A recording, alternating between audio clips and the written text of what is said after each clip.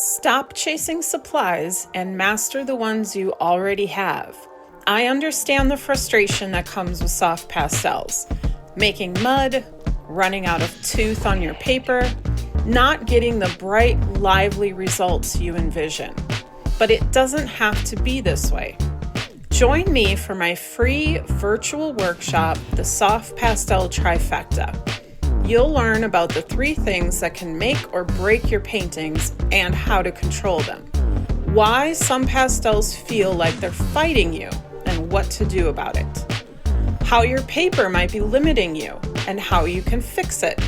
How your way of making marks and blending can work with or against your supplies, and exercises you can do to master them. Register now to save your spot.